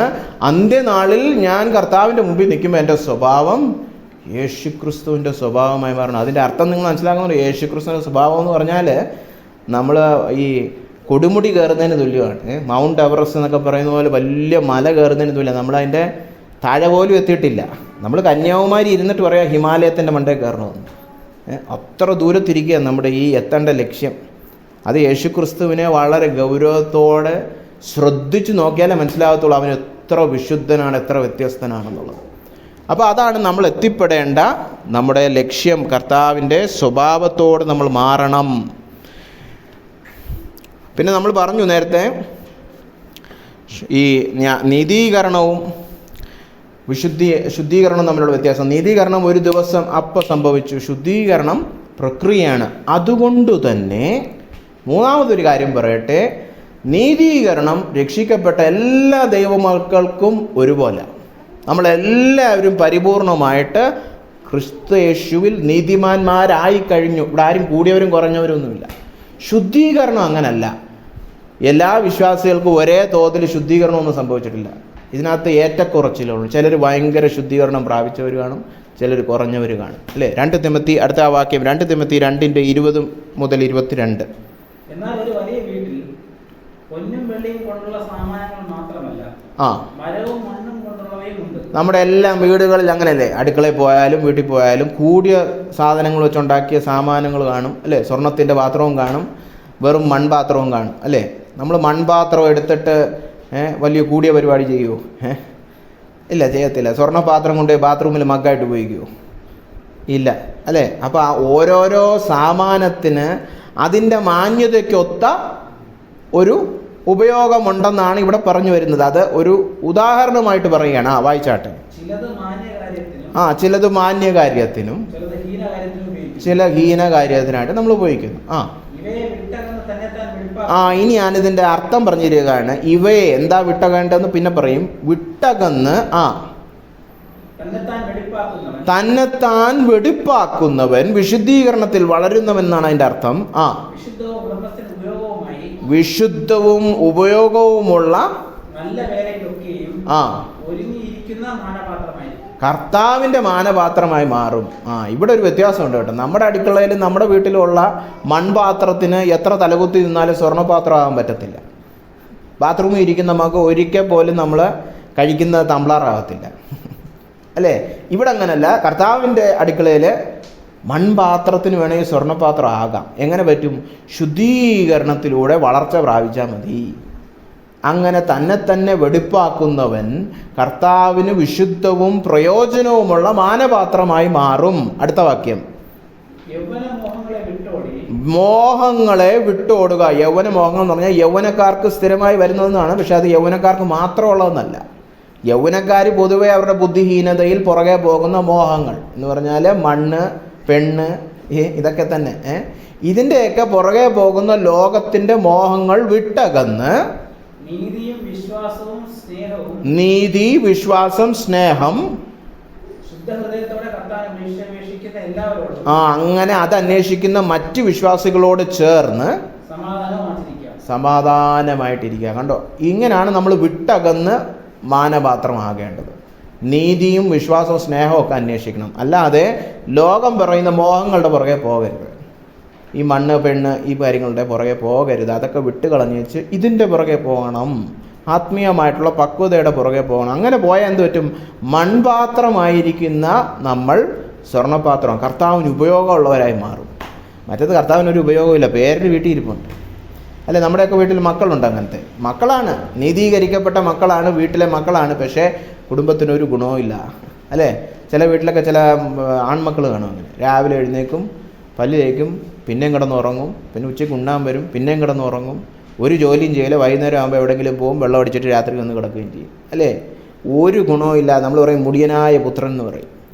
എന്ന് പറഞ്ഞ പോലെ നമുക്കും കർത്താവിൻ്റെ വീട്ടിലെ മുടിയനായ പുത്രന്മാരാകാം. എങ്ങനെ? ഒരു ഗുണവും ഇല്ല. വിശുദ്ധീകരണത്തിൽ മുന്നോട്ട് പോകുന്നില്ല. വെറുതെ ഭൂമിക്ക് ഭാരം എന്നൊക്കെ നമ്മൾ പറയുന്ന പോലെ സഭയിലെ ഒരു ഭാരം, അല്ലാതെ ഒരു ഗുണവും, ഒരു പ്രയോജനവും ഇല്ല. എന്താ? വിശുദ്ധീകരണത്തിൽ മുന്നോട്ട് പോകുന്നില്ല. കണ്ടോ? അപ്പോൾ ഈ പ്രക്രിയ ഓരോ വിശ്വാസികളും വ്യത്യസ്തമായിരിക്കും. അതുകൊണ്ട് തന്നെ സഭയ്ക്കകത്ത് എല്ലാ വിശ്വാസികളും ഒരുപോലെ നീതീകരിക്കപ്പെട്ട നീതിമാന്മാരാണേലും എല്ലാവരും ഒരുപോലെ ശുദ്ധീകരണത്തിൽ വളരുന്നില്ല. അതുകൊണ്ടാണ് ഏറ്റക്കുറച്ചിലുള്ളത്. ചിലരെന്താ ഇത്ര ഭയങ്കര വിശുദ്ധി, ഈ പ്രക്രിയയിൽ അവർ നിന്നു കൊടുക്കുന്നുണ്ട്. അവർ ഈ മറ്റേതെല്ലാം വിട്ട് ഓടുന്നുണ്ട്. മോഹങ്ങളൊക്കെ വിട്ട് നീതിയും വിശ്വാസവും സ്നേഹവും ഒക്കെ കൂട്ടായ്മ ആചരിച്ച് മുന്നോട്ട് പോകുന്നുണ്ട്. അപ്പം നമ്മളാ തീരുമാനിക്കുന്നത് മാനപാത്രം ആകണോ വേണ്ടേന്ന്. കർത്താവിന് പ്രയോജനമുള്ള ഒരു വിശുദ്ധ മാനപാത്രം ആകണോ വേണ്ടേന്ന് നമ്മളാണ് തീരുമാനിക്കുന്നത്. നമ്മുടെ ജീവിതത്തിൽ പ്രലോഭനങ്ങൾ വരുമ്പോഴും പാപം ചെയ്യാനുള്ള പ്രലോഭനം വരുമ്പോൾ അത് വേണ്ടാന്ന് വെച്ചേച്ച് നമ്മൾ വിശുദ്ധീകരണത്തിന് നിന്നു കൊടുക്കുകയാണെങ്കിൽ കർത്താവിന് പ്രയോജനമുള്ളതായിരിക്കും. അപ്പോൾ അതുകൊണ്ട് ഏറ്റക്കുറച്ചിലോട്ട്. ശരി, ഇനി എങ്ങനെയാണ് നീതീകരണം നമ്മുടെ ജീവിതത്തിൽ സംഭവിക്കുന്നത്? അതുകൂടെ നോക്കാം നമുക്ക്. എങ്ങനെ നീതീകരണം, എങ്ങനെ ഈ വിശുദ്ധീകരണം പ്രാപിക്കണം? ഒന്നാമതായിട്ട് ഇത് വിശ്വാസത്താലാണ് ഈ രക്ഷ, അല്ലേ? നീതീകരണം വിശ്വാസത്താലാണ്. അതുപോലെ തന്നെ ശുദ്ധീകരണവും വിശ്വാസത്താലാണ്. അല്ലാതെ ഞാൻ സ്വമേധ എന്തെങ്കിലും ചെയ്ത് എൻ്റെ ജഡത്തിലുള്ള വീണ്ടും നമ്മൾ മറ്റേ നിർജീവ പ്രവൃത്തികൾ ഉളവാക്കിക്കൊണ്ട് വരരുത്. സ്വന്തം ആശ്രയത്തിലുള്ള ഭക്തി പ്രവൃത്തികളല്ല ഈ പറയുന്നത്, വിശ്വാസത്താലുള്ള പ്രവൃത്തിയാണ്. അതിന് വ്യത്യാസമുണ്ട്. അപ്പോൾ ഒന്ന് വായിക്കാം. അപ്പോസ്തല പ്രവൃത്തികൾ 26:18. അവർക്ക് പാപമോചനവും എന്നിലുള്ള വിശ്വാസത്താൽ ശുദ്ധീകരിക്കപ്പെട്ടവരുടെ ഇടയിൽ അവകാശവും ലഭിക്കേണ്ടതിന്. അവിടെ പറഞ്ഞിരിക്കുന്നു കേട്ടോ, അപ്പോസ്തലനായ പൗലോസിനെ ദൈവം വിളിച്ച് വേർതിരിക്കുകയാണ് ശുശ്രൂഷ ചെയ്യുവാൻ. നീ പോയി ചിലരോട് സുവിശേഷമൊക്കെ അറിയിക്കണം, അവർക്ക് പാപമോചനവും പിന്നെന്താണ് വിശുദ്ധന്മാരുടെ അവകാശത്തിൽ പങ്കുണ്ടാവണമെന്നാണ്. പക്ഷെ എങ്ങനെ വിശുദ്ധന്മാരായെന്ന് അവിടെ പറഞ്ഞിരിക്കുന്നു കേട്ടോ, വിശ്വാസത്താൽ ശുദ്ധീകരിക്കപ്പെട്ടവരുടെ അവകാശവും. അപ്പോൾ കർത്താവ് ഇത്രേ പറയുന്നുള്ളൂ, നീ പോയ ആളുകളെ രക്ഷിക്കുക. പക്ഷെ അവിടെ പറഞ്ഞിരിക്കുന്ന രീതി ഇങ്ങനെയാണ്, അവർക്ക് പാപമോചനവും പിന്നെങ്ങനെയാണ് വിശ്വാസത്താൽ ശുദ്ധീകരിക്കപ്പെട്ടവരുടെ അവകാശവും ലഭിക്കുവാൻ. അപ്പോൾ നമ്മൾ എങ്ങനെയാണ് ശുദ്ധീകരിക്കപ്പെടുന്ന ഈ ക്രിസ്തീയ ജീവിതത്തിൽ? വിശ്വാസത്താലാണ്. ഒരു വാക്യം കൂടെ വായിക്കാം, റോമർ 6:11. അവണ്ണം നിങ്ങളും പാപസംബന്ധമായി മരിച്ചവരെന്ന് ക്രിസ്തുയേശുവിൽ ദൈവത്തിന് ജീവിക്കുന്നവരെന്ന് നിങ്ങളെ തന്നെ എണ്ണുവൻ. റോമർ 6 നമ്മൾ ഇനി സ്നാനം പഠിക്കുമ്പോൾ കൂടുതൽ വിശദമായിട്ട് നമ്മൾ പഠിക്കുന്ന ഒരു അധ്യായമാണ്. എങ്ങനെ പാപം ചെയ്യാതെ ജീവിക്കാമെന്നുള്ളത് റോമർ 6:1 നമ്മൾ വായിച്ചല്ലോ. എന്താ നമ്മൾ പറയേണ്ടത്? നീതീകരണം ലഭിച്ച സ്ഥിതിക്ക് ഇനി പാപം ചെയ്ത് ജീവിക്കാമോ? ഒരിക്കലും അരുത്. ആ അധ്യായമാണ്. അതിൽ പിന്നീട് വന്നിട്ട് അപ്പോസ്തലൻ പറയാണ്, നിങ്ങളൊരു കാര്യം ചെയ്യണം, നിങ്ങൾ പാപത്തിൻ്റെ അടിമത്തത്തിൽ നിന്ന് വിടുവിക്കപ്പെട്ടവർ അല്ലേ. നീതീകരണം സംഭവിച്ചപ്പോൾ എന്താ? പാപത്തിൻ്റെ അടിമത്തത്തിൽ നമ്മൾ വിടുവിക്കപ്പെട്ടു. അങ്ങനെ അടിമത്തത്തിൽ നിന്ന് വിടുവിക്കപ്പെട്ടവരാണെന്ന് നിങ്ങൾ വിശ്വസിക്കണം. ഈ പാപത്തിൻ്റെ മേൽ, നിങ്ങളുടെ ജീവിതത്തിൽ സംഭവിക്കുന്ന ഏത് പാപമാണേലും അതിൻ്റെ ആ പാപ സ്വഭാവത്തിൻ്റെ മേൽ ജയം വേണമെങ്കിൽ ഒന്നാമതായിട്ട് നിങ്ങൾ എന്ത് ചെയ്യണം? വിശ്വസിക്കണം, ഞാൻ നീതീകരിക്കപ്പെട്ട ഒരു ദൈവ പൈതലാണ്. അതിൻ്റെ അർത്ഥം എന്താണ്? പാപത്തിൻ്റെ അടിമത്വത്തിൽ നിന്ന് ഞാൻ വിടുവിക്കപ്പെട്ടു. നമ്മളൊക്കെ ഈ അടിമത്വത്തിൽ നിന്ന് വിടുവിക്കപ്പെട്ടിട്ടും ഇപ്പോഴും പഴയ യജമാനനെ പോയി അനുസരിച്ചുകൊണ്ടിരിക്കുക. ഈ പുത്രനെ ദത്തെടുത്തിട്ട് അവൻ വീട്ടിലിരിക്കുമ്പോഴും വഴി കൂടെ മറ്റേ പിച്ചക്കാരൻ പോകുമ്പോഴത്തേക്ക് എടാ വാടാ വന്ന് പിച്ച തണ്ടടാന്ന് പറയുമ്പോൾ ഇറങ്ങി പോവുക. പിന്നെ ദത്തെടുത്ത് വീട്ടിലാക്കി അവൻ്റെ വിചാരം ഇപ്പോഴും റോഡിൽ പോയി തെണ്ടിയാലേ വല്ലതും തിന്നാൻ കിട്ടത്തുള്ളൂ. പഴയ യജമാനനെ അനുസരിക്കാൻ പോവുക ഇപ്പോഴും. മനസ്സിലാവുന്നുണ്ടോ? അങ്ങനെ ചെയ്യരുത്. പാപത്തിന് ഇനി എൻ്റെ മേൽ എന്താ പറയുക, കർത്തൃത്വമില്ല എന്ന് ഞാൻ വിശ്വസിക്കണം. അങ്ങനെ വിശ്വസിച്ചാലേ ഈ വിശുദ്ധീകരണം നമ്മുടെ ജീവിതത്തിൽ സംഭവിക്കത്തുള്ളൂ. പലരുടെയും ജീവിതത്തിൽ വിശുദ്ധീകരണം സംഭവിക്കുന്ന ഈ വിശ്വാസവും ഇല്ല. പിന്നെ ജഡത്തിൽ കിടന്ന് കുറേ കളിയാണ്. എങ്ങനെയൊക്കെ കുറച്ച് മതപരമായ ശുദ്ധീകരണം സംഭവിക്കും. ശരിയായ ശുദ്ധീകരണം, ഹൃദയത്തിൽ നിന്ന് ഈ പാപത്തിൻ്റെ എന്താ പറയുക അടിമത്തത്തിൽ നിന്നുള്ള വിടുതൽ പ്രാപിക്കണമെങ്കിൽ നിങ്ങൾ വിശ്വസിക്കണം, കർത്താവ് എന്നെ അടിമത്തത്തിൽ നിന്ന് വീണ്ടെടുത്തു. അതിപ്പോൾ കള്ളം പറയുന്നതാകാം, എന്തു പാപം, ദേഷ്യപ്പെടുന്നതാകാം, കോപമാകാം. ഈ പാപത്തിന് എൻ്റെ മേൽ ഇനി കർത്തൃത്വമില്ലാന്ന് ആദ്യം വിശ്വസിക്കണം. എന്നിട്ട് വേണം അതിനെ എതിർക്കാൻ. അല്ലാതെ ചുമ്മാ പ്രവൃത്തിയും നമ്മുടെ പെരുമാറ്റം മാറ്റുന്നതിലും കൊണ്ടൊന്നും ഒരു ഗുണവുമില്ല. നമ്മൾ പെരുമാറ്റം സോപ്പിട്ടിട്ട് കാര്യമില്ല അല്ലേ. ചിലരങ്ങനെ ചെയ്യും. പെരുമാറ്റം എല്ലാം നല്ല വെള്ള പെയിൻറ്റിട്ടടിക്കും. അപ്പോൾ പെരുമാറ്റം കാണുമ്പോൾ വളരെ വിശുദ്ധൻ. വീട്ടിൽ ചെന്ന് കാലിലൊന്ന് ചവിട്ടി ആദ്യം അകത്തെ പ്രേതം പുറത്തിറങ്ങി വരും അല്ലേ. അതാണ് പല വിശ്വാസികളുടെയും വീട്ടിൽ ഈ പാസ്റ്റർമാർ വിസിറ്റേഷൻ ചെല്ലുമ്പം ഷോക്കടിക്കും. ഇയാൾ ഇങ്ങനെയൊക്കെയാണോ വീട്ടിൽ സംസാരിക്കുന്നത് അല്ലേ. വീട്ടിൽ ചെല്ലുമ്പോഴാണ് പല സത്യാവസ്ഥകളും പുറത്ത് വരുന്നത്. അപ്പോൾ സഭയിൽ പെയിൻ്റ് അടിച്ച് വന്നിരിക്കുക, വെള്ള പെയിൻ്റ് അടിച്ച് വന്നിരിക്കുക. ചില സഭകളുണ്ട് വെള്ള ഷർട്ടും വെള്ള പാൻറ്റും എല്ലാം ഇട്ട് പെയിൻ്റ് അടിച്ച് വരും. ഉള്ളിൽ കർത്താവ് പറഞ്ഞ ശവക്കുഴിയാണ്, കല്ലറയാണ്, എന്തൊക്കെയായിരിക്കും ദൈവത്തിന്, പാമ്പും എല്ലാ വൃത്തിയായിട്ട് സാധനത്തിരിപ്പുണ്ട്. അതല്ല ഈ പെരുമാറ്റം, പെയിൻ്റ് അടിക്കലല്ല ശുദ്ധീകരണം. വിശ്വസിക്കണം, എനിക്ക് ആ പാപത്തിൻ്റെ അടിമത്തത്തിൽ നിന്ന് ദൈവം നീതീകരണത്തിലൂടെ ആ സമയത്ത് തന്നെ എനിക്ക് വിടുതൽ തന്നു. അങ്ങനെ നമ്മൾ വിടുവിച്ചിട്ടാണ് പറയുന്നത് ഇനി പോയി ജയിക്കുക അല്ലേ. അങ്ങനെ വിശ്വാസത്താലാണ് നമ്മൾ പാപത്തെ അതിജീവിക്കേണ്ടത്. അപ്പോൾ ഒന്നാമതായിട്ട് കർത്താവിലുള്ള വിശ്വാസത്താലാണ് നമ്മൾ വിശുദ്ധീകരണം പ്രാപിക്കുന്നത്. രണ്ടാമതായിട്ട് അവൻ്റെ വചനത്തിലൂടെ. യോഹന്നാൻ 17:17 അടുത്ത വാക്യം. സത്യത്താൽ, ഇത് കർത്താവിൻ്റെ പ്രാർത്ഥനയാണ്. സത്യത്താൽ എൻ്റെ ശിഷ്യന്മാരെ, അതാണ് അവരെ എന്ന് പറഞ്ഞിരിക്കുന്നത്, സത്യത്താൽ അവരെ ശുദ്ധീകരിക്കണമേ. എന്താ ഈ സത്യം? നിന്റെ വചനം തന്നെ സത്യമാകുന്നു. അപ്പൊ അതിൻ്റെ അർത്ഥം എന്താണ്? വചനത്താൽ അവരെ ശുദ്ധീകരിക്കണമേ. നമ്മൾ വചനവുമായിട്ട് എപ്പോഴും ഇടപെടുമ്പോൾ, ഇപ്പോൾ ബൈബിൾ സ്റ്റഡിക്ക് വന്നിരിക്കുന്നു, വീട്ടിൽ വചനം വായിക്കുകയാണെങ്കിൽ, സഭയിൽ പോകുമ്പോൾ വചനം പ്രസംഗിക്കപ്പെടുമ്പോൾ എല്ലാം നമ്മുടെ പ്രാർത്ഥന ഇതായിരിക്കണം. ഈ വചനം കേട്ട് ചുമ്മാ കുറേ അറിവ് പ്രാപിക്കുകയല്ല, ഇതെന്നെ ശുദ്ധീകരിക്കണം. കാരണം കർത്താവ് നമ്മളെ ശുദ്ധീകരിക്കുവാൻ ഉപയോഗിക്കുന്ന പ്രഥമ മാധ്യമം, അതിൻ്റെ ആ ഉപകരണം ഈ വചനമാണ്. വചനം നമ്മുടെ ജീവിതത്തിൽ ക്രിയ ചെയ്താണ് നമുക്ക് പാപബോധവും പാപമോചനവും പാപത്തിൻ്റെ മേലുള്ള ജയവും എല്ലാം വരുന്നത്. നമ്മൾ ആത്മീയമായിട്ട് വളരുന്ന എല്ലാം ഈ വചനവുമായിട്ടുള്ള ഇടപെടലിലൂടെയാണ്. അപ്പോൾ വചനത്താൽ എന്നെ ശുദ്ധീകരിക്കണമേ എന്നുള്ളൊരു പ്രാർത്ഥന, ഇത് കർത്താവിൻ്റെ പ്രാർത്ഥനയാണ്. ഇത് നമ്മുടെയും പ്രാർത്ഥനയാകണം. എപ്പോൾ വചനമായിട്ട് നിങ്ങൾ ഇരിക്കുമ്പോഴും, വീട്ടിൽ വചനം വായിക്കാതിരിക്കുകയാണെങ്കിലും ഒരു പ്രസംഗം കേൾക്കാതിരിക്കുകയാണെങ്കിൽ ഇവിടെ വന്നിരിക്കുമ്പോഴും തുടക്കം നമ്മൾ പ്രാർത്ഥിക്കുമല്ലോ. നമ്മളെന്താ പ്രാർത്ഥിക്കുന്നത്? ഈ ഒരു പ്രാർത്ഥന വായിച്ചാൽ, കർത്താവേ വചനത്താൽ എന്നെ ശുദ്ധീകരിക്കണം. ഈ കേൾക്കുന്ന വചനത്തിലൂടെ എൻ്റെ പാപ സ്വഭാവത്തിന് മാറ്റം വന്നിട്ട് ഞാൻ ഏതെങ്കിലും ഒരു മേഖലയിലെങ്കിലും ഒരു പടിയെങ്കിലും ഞാൻ കർത്താവിൻ്റെ സ്വഭാവത്തിലോട്ട് അനുരൂപനാകണം, രൂപാന്തരം പ്രാപിക്കണം. അതായിരിക്കണം നമ്മുടെ പ്രാർത്ഥന വചനത്തിൻ്റെ മുൻപാകെ വരുമ്പോൾ. എന്നെ ശുദ്ധീകരിക്കണമേ. എഫീഷ്യ ലേഖനം 5:25 മുതൽ 27. ഇത് കല്യാണങ്ങളിൽ സ്ഥിരം വായിക്കുന്നൊരു വാക്യമാണ്. വായിച്ചു കേട്ടാട്ടെ. ഭർത്താക്കന്മാരെ കർത്താവ് സ്നേഹിച്ചതുപോലാണ് ഭർത്താവ് ഭാര്യയെ സ്നേഹിക്കും. പക്ഷെ എങ്ങനെയാ കർത്താവ് തൻ്റെ സഭയെ സ്നേഹിച്ചത്? അതാണ് അടുത്തത്. അവൻ അവളെ വചനത്തോട് കൂടിയ ജലസ്നാനം. കണ്ടോ, കർത്താവ് തൻ്റെ ഭാര്യയായ സഭയെ വചനത്തോടു കൂടിയ ഒരു സ്നാനം കഴിപ്പിച്ച് വെടുപ്പാക്കി വിശുദ്ധീകരിക്കേണ്ടതിന് കറ, ചുളുക്കം മുതലായതൊന്നുമില്ലാതെ സഭയെ ശുദ്ധയും നിഷ്കളങ്കയുമായി തനിക്ക് തന്നെ തേജസ്സോടെ മുന്നിൽ നിർത്തേണ്ടതിനും തന്നെത്താൻ അവൾക്ക് വേണ്ടി ഏൽപ്പിച്ചു കൊടുത്തത്. അങ്ങനെയാണ് കർത്താവ് സഭയെ സ്നേഹിച്ചത്. ത്യാഗം ചെയ്താണ് കർത്താവ് സഭയെ സ്നേഹിച്ചത്. അങ്ങനെ ഭർത്താക്കന്മാരും ത്യാഗ മനസ്സോടെ ഭാര്യമാരെ സ്നേഹിക്കണമെന്നാണ് ആ വാക്യത്തിൻ്റെ അർത്ഥം. പക്ഷെ അങ്ങനെ കൊടുത്തതിൻ്റെ ഉദ്ദേശമാണ് ആദ്യം പറഞ്ഞിരിക്കുന്നത്. എന്താണ്?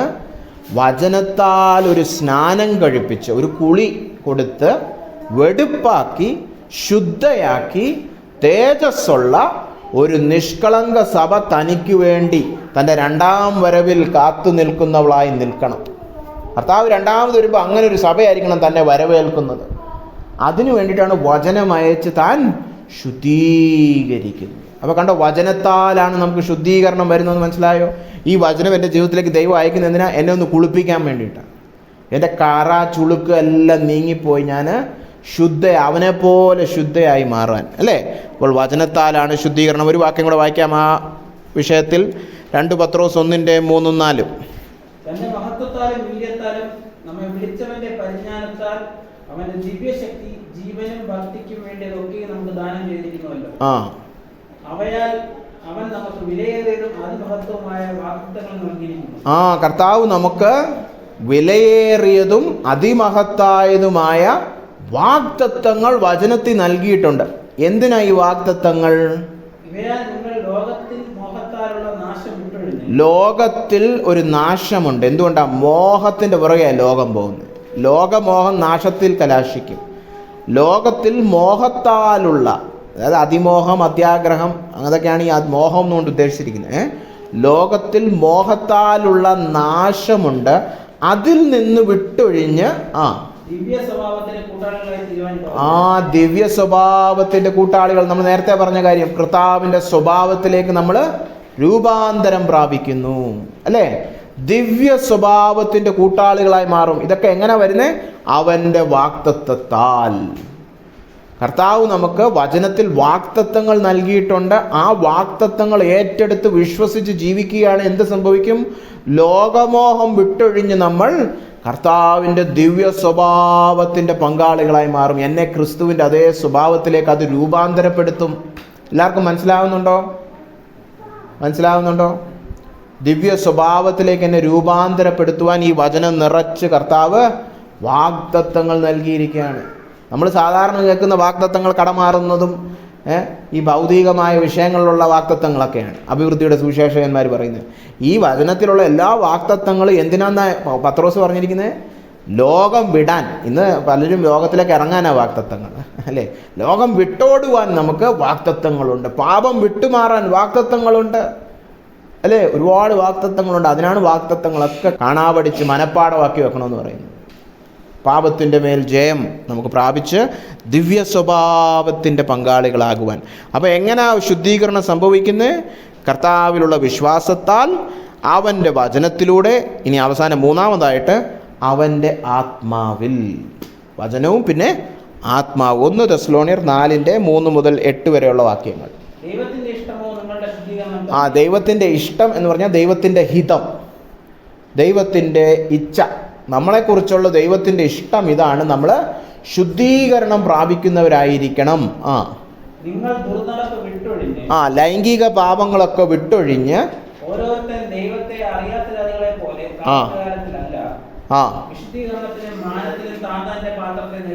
ദൈവത്തെ അറിയാത്ത വ്യക്തികൾ എങ്ങനെയാ ജീവിക്കുന്നത്? കാമ വികാരത്തിൽ. അതിപ്പോൾ ഇന്നത്തെ കാലത്ത് വളരെ, നമുക്കിപ്പോൾ പണ്ട് കാലത്തൊക്കെ ഇത് വായിക്കുമ്പോൾ ആണോ എന്നൊക്കെ ചോദിക്കേണ്ടി വരും. ഇന്നിപ്പം എവിടെ തിരിഞ്ഞാലും ഇതൊക്കെ തന്നെ, അല്ലേ? മൊബൈൽ തുറന്നാൽ ഇത് തന്നെ. അപ്പം ലോകം മുഴുവൻ കാമഭ്രാന്തി കിടക്കുക, അല്ലേ? അങ്ങനെ അവർ പെരുമാറുന്നതിൻ്റെ കാരണം എന്താണ്? അവർക്ക് ദൈവത്തെ അറിഞ്ഞുകൂടാ. അത് നിങ്ങൾ ചിന്തിച്ചിട്ടുണ്ടോ? ദൈവത്തെ അറിഞ്ഞാൽ ലൈംഗിക പാപങ്ങളിൽ നിന്ന് വിട്ടുമാറും. ഇന്ന് നമ്മുടെ യൗവനക്കാരൊന്നും നമ്മുടെ സഭകളിലൊന്നും ഇത് കേൾക്കുന്നില്ല. ദൈവത്തെ അറിഞ്ഞിട്ട് ലൈംഗിക പാപം ചെയ്യാമെന്ന് അവർ വിചാരിച്ചു വെച്ചിരിക്കുന്നു. ദൈവത്തെ അറിയുകയാണെങ്കിൽ ബാക്കി എല്ലാ ഭ്രാന്തും മാറും. അതറിയാം, സുബോധം വരും. അല്ലേ? കർത്താവ് ഒരിടത്ത് ചെന്നപ്പോൾ ഒരു വ്യക്തി, ചങ്ങലയൊക്കെ ഇട്ടിരുന്ന ഒരു വ്യക്തി, അതൊക്കെ പൊട്ടിച്ച് ഇങ്ങനെ ഓടുന്നുണ്ടായിരുന്നു. നിങ്ങൾ വായിച്ചിട്ടുണ്ടോയെന്ന് പറഞ്ഞൂടാ. ഭൂതഗ്രസ്തനായ ഒരു വ്യക്തി, പുള്ളിക്ക് സുബോധമില്ലായിരുന്നു, തുണി ഉടുക്കത്തില്ലായിരുന്നു, കെട്ടിയിട്ടാൽ ഓടി നടക്കുമായിരുന്നു. പുള്ളിക്ക് സൗഖ്യം വന്നു. അപ്പോൾ അവിടെ ഉണ്ടായിരുന്നവരൊക്കെ ഓടി വന്നപ്പോൾ അവിടെ പറഞ്ഞിരിക്കുന്നത്, ആ വ്യക്തിക്ക് സുബോധം വന്ന് വസ്ത്രം ധരിച്ച് കർത്താവിൻ്റെ കാൽ കീഴിൽ ഇരിക്കുന്നു. സുബോധം വരുമ്പോൾ എന്ത് വരും? വസ്ത്രം ധരിക്കും. സുബോധം നഷ്ടപ്പെടുമ്പോൾ വസ്ത്രമൊക്കെ കുറയ്ക്കും, അല്ലേ? നമ്മൾ ലോകത്തിൽ നോക്കിയപ്പോൾ വസ്ത്രമൊക്കെ കുറഞ്ഞു വരിക, അല്ലേ? ഒരുപാട് സമ്പന്നരാണെങ്കിൽ കുറഞ്ഞ വസ്ത്രമായിരിക്കും ഇടുന്നത്, അല്ലേ? നഗ്നത പ്രദർശിപ്പിച്ചുകൊണ്ട് നടക്കും, അല്ലേ? പണ്ട് കാലത്തായിരുന്നെങ്കിൽ പട്ടിണിയും പരിവട്ടമുള്ളവരാണ് തുണിയില്ലെന്ന് പറഞ്ഞുകൊണ്ടിരുന്നത്. ഇപ്പോൾ പണക്കാരാകും തോറും തുണി കുറച്ച് അശ്ലീലത പറഞ്ഞുകൊണ്ടിരിക്കുകയാണ്, അല്ലേ? അങ്ങനെയുള്ള ജാതികളെ പോലെ നിങ്ങൾ നടക്കരുത്. നിങ്ങൾ ദുർനടപ്പ് വിട്ട് നിങ്ങളുടെ ശരീരം, അല്ലേ, നിങ്ങൾ കളങ്കമെല്ലാം വിട്ട് നിങ്ങൾ കാക്കുവാൻ പഠിക്കണം. ഇതെല്ലാം ശുദ്ധീകരണത്തിൽ വരുന്ന വിഷയങ്ങളാണ്. വായിച്ചാട്ടെ. ഈ കാര്യത്തിൽ ആരും അതിക്രമിക്കുകയും സഹോദരനെ ചതിക്കുകയും അരുത്. ഞങ്ങൾ നിങ്ങളോട് മുമ്പേ പറഞ്ഞതുപോലെ ഈ വാക്കിലൊക്കെയും പ്രതികാരം ചെയ്യുന്നവൻ കർത്താവ്. തക്ക പ്രവർത്തിക്ക് ഒത്തവണ്ണം കർത്താവ് അതിനുള്ള മറുപടി പ്രതികാരം ചെയ്യും. അതുകൊണ്ട് അന്യോന്യം ആരും ഈ ലൈംഗിക വിഷയങ്ങൾ എന്ന് പറഞ്ഞാൽ വേറൊരുത്തൻ്റെ ഭാര്യയോ ഭർത്താവിനെയോ ഒന്നും അടിച്ചു മാറ്റരുത്, തനി മലയാളത്തിൽ പറഞ്ഞാൽ, അല്ലേ? അങ്ങനത്തെ പ്രവൃത്തികളുള്ളത് ഇത് നമ്മുടെ സഭകളിൽ മുഴുവൻ ഇതേ ഉള്ളൂ. നിങ്ങൾക്ക് എത്ര പേർക്ക് അറിഞ്ഞാന്ന് പറഞ്ഞിട്ട് അയ്യോ ഒരുപാട് വിഷയങ്ങളുണ്ട്.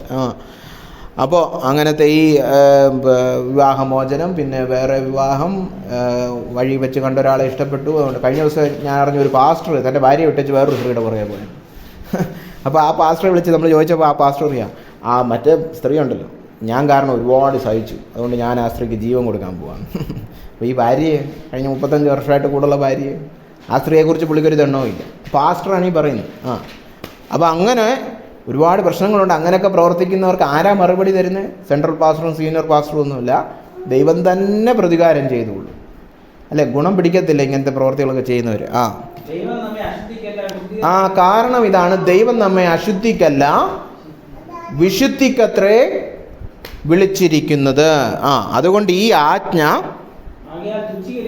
ഇങ്ങനൊരു ആജ്ഞ ദൈവം തന്നിരിക്കുന്നു. ഈ കൽപ്പന ലഘുവായിട്ട് കാണുന്നവർ, തുച്ഛീകരിക്കുന്നവർ മനുഷ്യനെ അല്ല, പരിശുദ്ധാത്മാവിനെ നൽകുന്ന ദൈവത്തെ തുച്ഛീകരിക്കുന്നു. അതായത് പരിശുദ്ധാത്മാവിനെ ദൈവം നൽകുന്നത് ഈ ഉദ്ദേശത്തോടാണ്, നമ്മളെ വിശുദ്ധീകരണത്തിൽ വളർത്തുവാൻ വേണ്ടിയിട്ട്. എങ്ങനെയാണ് ആത്മാവിലൂടെ നമ്മൾ വിശുദ്ധീകരണം പ്രാപിക്കുന്നത്? റോമാലേഖനം 8:2. ജീവന്റെ ആത്മാവിന്റെ പ്രമാണം എനിക്ക് പാപത്തിന്റെയും മരണത്തിന്റെയും പ്രമാണത്തിൽ നിന്ന് ക്രിസ്തുയേശുവിൽ സ്വാതന്ത്ര്യം വരുത്തിയിരിക്കുന്നു. കണ്ടോ, പാപത്തിന്റെയും മരണത്തിന്റെയും ആ അടിമത്തത്തിൽ നിന്ന് സ്വാതന്ത്ര്യം ലഭിക്കണേ എനിക്ക് എന്ത് വേണം? ആത്മാവിൻ്റെ ജീവൻ എന്നിൽ വരണം. അത് ആരുടെ ജീവനാണ്? യേശു ക്രിസ്തുവിൻ്റെ ജീവനാണ്. ഇതൊക്കെ നമ്മൾ മുന്നോട്ട് പോകുമ്പോൾ കൂടുതൽ പഠിക്കുന്നൊരു വിഷയമാണ്. എന്നാലും പറയുകയാണ്, ആത്മാവിനാൽ നാം നിറയണം. എങ്ങനെ, എന്തിനാണ് നിറയണ്ടേ? ആത്മാവ് നമ്മുടെ ഉള്ളത്തിൽ വന്ന് വസിക്കുമ്പോൾ യേശു ക്രിസ്തുവിൻ്റെ ജീവൻ എൻ്റെ കൈകളെയും എൻ്റെ കണ്ണുകളെയും എൻ്റെ കാലുകളെയും എൻ്റെ എല്ലാ അവയവങ്ങളെയും ചലിപ്പിക്കുന്ന ജീവനായിട്ട് മാറും. ഇപ്പം എൻ്റെ ഈ കൈയെ കൺട്രോൾ ചെയ്യുന്നത് കർത്താവിൻ്റെ ജീവനാണെങ്കിൽ ഈ കൈ പാപം ചെയ്യുമോ? ഇല്ല. ഈ കൈ പാപത്തിൻ്റെയും മരണത്തിൻ്റെയും പ്രമാണത്തിൽ നിന്ന്, ആ അടിമത്തത്തിൽ നിന്ന് സ്വാതന്ത്ര്യം പ്രാപിക്കും. ഇങ്ങനെയാണ് നമ്മൾ വിശുദ്ധിയിൽ ജീവിക്കേണ്ടത്. അല്ലാതെ ചുമ്മാ കുറേ ജിംനാസ്റ്റിക്സ് കാണിക്കും, സർക്കസ് കളിയല്ല, കുറേ കസറത്തല്ല, എന്തൊക്കെയൊക്കെ കാണിച്ചു കൂട്ടി നമ്മൾ നീതിമാന്മാരെ പോലെ പെരുമാറാൻ നോക്കുകയല്ല. എങ്ങനെയാണ്? ആത്മാവ് എന്നിൽ വന്ന് നിറഞ്ഞ്, ആത്മാവിലൂടെ യേശു ക്രിസ്തുവിൻ്റെ ജീവൻ എൻ്റെ ശരീരത്തെ നിയന്ത്രിക്കണം. എൻ്റെ നാവിനെ, എൻ്റെ അധരങ്ങളെ നിയന്ത്രിക്കുന്നത് യേശു ക്രിസ്തുവിൻ്റെ ജീവനാണെങ്കിൽ ഞാൻ കള്ളം പറയുമോ? ഇല്ല, ഞാൻ സത്യമേ പറയത്തുള്ളൂ. അടുത്ത വാക്യം, 11-ാമത്തെ വാക്യം, റോമർ 8:11. ഉയർപ്പിച്ചവന്റെ ആത്മാവ്, പരിശുദ്ധാത്മാവ് നിങ്ങളിൽ വന്ന് വസിക്കുകയാണെങ്കിൽ, ക്രിസ്തുയേശുവിനെ മരണത്തിൽ നിന്ന് ഉയർപ്പിച്ചെന്ന് പറഞ്ഞാൽ കർത്താവ്, ദൈവം, ദൈവപിതാവ്. കണ്ടോ, കർത്താവ് മരിച്ച് കല്ലറയിൽ അടക്കപ്പെട്ടു, 3-ാം നാൾ ഉയർത്തെഴുന്നേറ്റു. എങ്ങനെ ഉയർത്തെഴുന്നേറ്റേ? ദൈവം അവനെ ഉയർപ്പിച്ചു. എങ്ങനെ ദൈവം അവനെ ഉയർപ്പിച്ചേ? ആത്മാവിൻ്റെ ശക്തിയാൽ അവനെ ഉയർപ്പിച്ചു. ആ ശക്തി, ഉയിർപ്പിൻ്റെ ശക്തി, മരണത്തെ അതിജീവിക്കുവാൻ കഴിവുള്ള അത്ര വലിയ ശക്തി നിങ്ങളുടെ ഉള്ളത്തിൽ വന്നാൽ നിങ്ങളുടെ മർത്യ ശരീരത്തിന് എന്തോ കിട്ടും? ജീവൻ കിട്ടും. ജീവൻ കിട്ടിയാൽ എന്തോ സംഭവിക്കും? മുമ്പത്തെ വാക്യം റോമർ 8:2 പറഞ്ഞു, ജീവൻ കിട്ടിയാൽ പാപത്തിൻ്റെയും മരണത്തിൻ്റെയും പ്രമാണത്തിൽ നിന്ന് സ്വാതന്ത്ര്യം കിട്ടും. അപ്പോൾ ഉയിർപ്പിൻ്റെ ശക്തി എൻ്റെ ഉള്ളത്തിൽ വന്നാൽ ജീവൻ പ്രാപിച്ച് ഞാൻ പാപത്തിൽ നിന്നുള്ള സ്വാതന്ത്ര്യം പ്രാപിക്കും. ഇങ്ങനാണ് ആത്മാവ് നമ്മളെ എന്ത് ചെയ്യുന്നത്? ശുദ്ധീകരണത്തിലേക്ക് നയിക്കുന്നത്.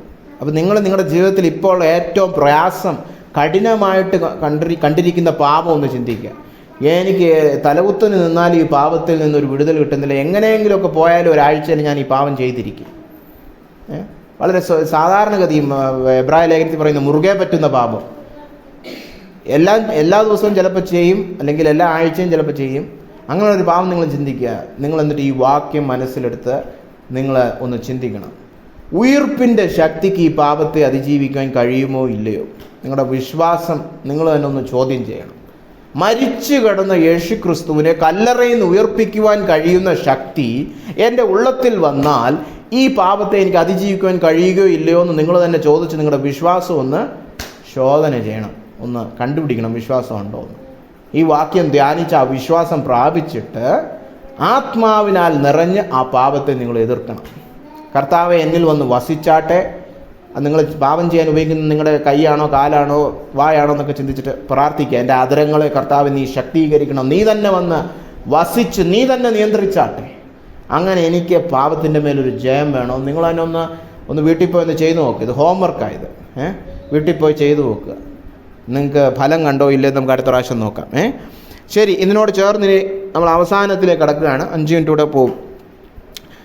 ഇതെല്ലാം ഉണ്ടെങ്കിലും വിശുദ്ധീകരണത്തിൽ വളരണമെങ്കിൽ ഇനിയും 2 കാര്യങ്ങൾ വേണം. പല വിശ്വാസികൾക്കും ഞാൻ ഇത്രത്തോളം പറഞ്ഞ കാര്യമൊക്കെ അറിയാം, പക്ഷേ വിശുദ്ധീകരണത്തിൽ വളരുന്നില്ല.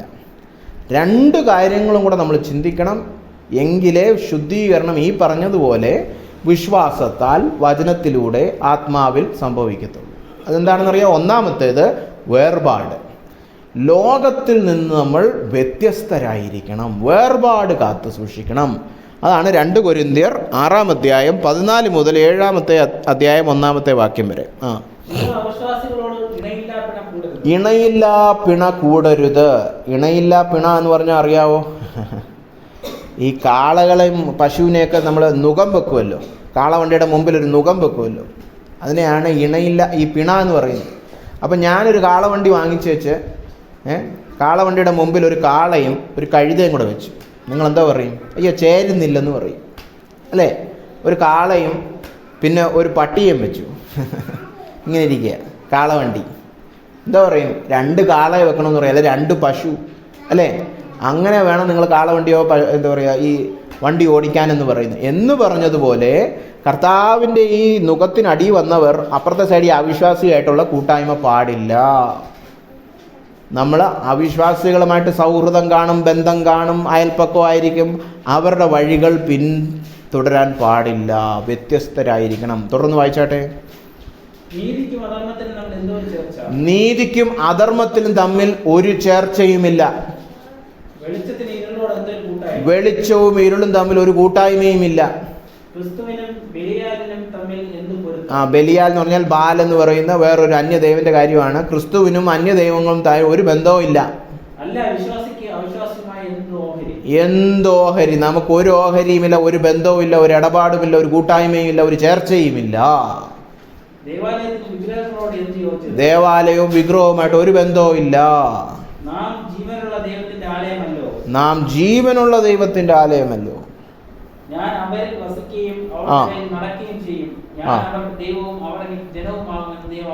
പഴയ നിയമത്തിലെ ഒരു വാക്യമാണ്, ഞാൻ നിങ്ങൾക്ക് ദൈവമായിട്ടിരിക്കും.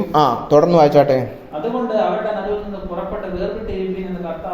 അന്ന് യഹൂദന്മാരോട് പറഞ്ഞാണ്, നിങ്ങൾ മറ്റു ദേശക്കാരിൽ നിന്നും മറ്റു ജാതിയരിൽ നിന്നും വ്യത്യസ്തരായി മാറി നിൽക്കണം. കാരണം എങ്കിലേ ഞാൻ നിങ്ങളുടെ ദൈവം, നിങ്ങൾ എൻ്റെ ജനവുമായിട്ടിരിക്കത്തുള്ളൂ എന്ന് പറയുകയാണ്. വേർപാട് കാത്തു സൂക്ഷിക്കണം. കർത്താവിൻ്റെ മക്കൾ, കർത്താവിൻ്റെ ജനം വ്യത്യസ്തരായിരിക്കണം. നേരത്തെ നമ്മൾ വായിച്ചല്ലോ, ദൈവത്തെ അറിയാത്ത ജാതിയർ കാമ വികാരം പൂണ്ട് അവരുടെ വഴിയെ നടക്കാൻ. അതിൽ നിന്ന് വ്യത്യസ്തരായിരിക്കണം നമ്മൾ. ദൈവത്തെ അറിയാത്തവർ ചെയ്യുന്ന കാര്യങ്ങൾ ദൈവത്തെ അറിയുമെന്ന് പറയുന്ന നമ്മൾ ചെയ്യാൻ പാടില്ല. ഒരുപാട് വിഷയങ്ങളുണ്ട്. നാട്ടു നടപ്പെന്നൊക്കെ നമ്മൾ പറയും. നാട്ടു നടപ്പ് ഒരു ബഹുഭൂരിപക്ഷവും അന്ധവിശ്വാസമായിരിക്കും. അത് വിശ്വാസിക്ക് പറഞ്ഞതല്ല. അവൻ കാണുന്നതെല്ലാം നമ്മൾ കാണാൻ പാടില്ല, അവൻ കേൾക്കുന്നതെല്ലാം നമ്മൾ കേൾക്കാനും പാടില്ല. ഇതൊക്കെ കൊണ്ടാണ് പഴയ കാലത്ത് വിശ്വാസികൾ സിനിമ, TV, റേഡിയോ ഇതെല്ലാം ഓഫ് ചെയ്യുന്നത്. കാരണം അതൊക്കെ ലോകക്കാർക്കുള്ളതാണ്. അത് ലോകക്കാരെ സ്വാധീനിക്കുന്ന പിശാചിൻ്റെ പരിപാടികളാണ്. അതൊന്നും വേണ്ട, അതൊക്കെ വർജിക്കാം എന്ന് പറഞ്ഞത്. ഇന്ന് നമ്മൾ അങ്ങനല്ല. നമ്മൾ അവരെ പോലെ തന്നെ ഇതെല്ലാം കണ്ട് അവരെ പോലെ തന്നെ എല്ലാം ചിന്തിച്ചിട്ട് പിന്നെ ഞായറാഴ്ച ഒരു പ്രസംഗം കൂടെ കേൾക്കും. അപ്പോൾ ഒരു വിശുദ്ധിയും സംഭവിക്കത്തില്ല. കാരണം ബഹുഭൂരിപക്ഷവും പിശാചിൻ്റെ സന്ദേശം കേട്ടോണ്ടിരിക്കുക. ലോകക്കാരെ പോലെ ചിന്തിക്കുക. പണമില്ലാത്തവൻ പീണം, അല്ലേ? ഇതൊക്കെയാണ് നമ്മൾ നമ്മുടെ മനസ്സിനെ സ്വാധീനിക്കുന്നത് വചനമല്ല, ആത്മാവല്ല, ലോകമാണ്. അപ്പം ലോകത്തിൽ നിന്ന് നമ്മൾ വേർപെട്ടവരായിരിക്കണം. അടുത്ത വാക്യം, അശുദ്ധമായതൊന്നും തുടരുത്. എന്നാൽ ഞാൻ നിങ്ങളെ കൈക്കൊണ്ട് നിങ്ങളുടെ പിതാവും നിങ്ങളെ പുത്രന്മാരും പുത്രിമാരുമായിരിക്കും.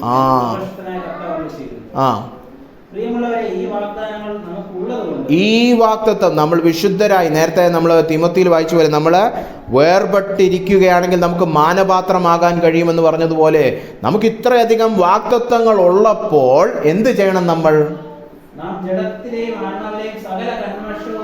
ജഡത്തിലെയും ആത്മാവിലെയും സകല കന്മഷവും, കന്മഷം എന്ന് പറഞ്ഞാൽ എന്തെങ്കിലും ഒരു കറ എന്നുള്ളൊരർത്ഥം, പാപത്തിന്റെ കറ എന്ന് മനസ്സിലാക്കിയാൽ മതി. എല്ലാ കന്മഷവും നീക്കി വെടിപ്പാക്കി വിശുദ്ധിയെ തികയ്ക്കണം. വേർപാട് പാലിച്ചാൽ ഞാൻ നിങ്ങൾക്ക് ദൈവമായിട്ടിരിക്കാം എന്ന് പറയുന്ന വാഗ്ദത്തം നമുക്കുള്ളത് കൊണ്ട് വിശുദ്ധി നമ്മൾ തികയ്ക്കണം. എങ്ങനെ? വേർപാട് കാത്തു സൂക്ഷിക്കണം, അല്ലേ?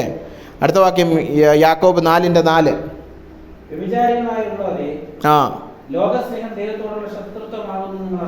ഈ യാക്കോബ്, നമ്മൾ യാക്കോബിന്റെ ലേഖനം ഞായറാഴ്ചകളിൽ പഠിച്ചുകൊണ്ടിരിക്കുകയാണ്. യാക്കോബ് ആർക്കാ എഴുതിയത്? വിശ്വാസികൾക്കാണ് എഴുതിയത്. പക്ഷെ പറഞ്ഞു തുടങ്ങിയ കേട്ടോ, വ്യഭിചാരിണികളെ എന്ന് സഹോദരന്മാർക്ക് എഴുതിയതാണ്. ഇപ്പം ഞാൻ ഇവിടെ വന്നിട്ട് യോഗം തുടങ്ങുമ്പോൾ എല്ലാ വ്യഭിചാരിണികളും എത്തിയോ എന്ന് പറയുമ്പോൾ അത് പെട്ടെന്ന് അത്ര വലിയ കുഴപ്പമില്ലല്ലേ? നമ്മുടെ തനി മലയാളത്തിൽ പറഞ്ഞ വേശ്യകളൊക്കെ എത്തിയോ, അല്ലേ? എന്നാ അവിടെ പറയും വ്യഭിചാരിണികൾ എന്ന് പറഞ്ഞാൽ വേശ്യകൾ എന്ന അർത്ഥം.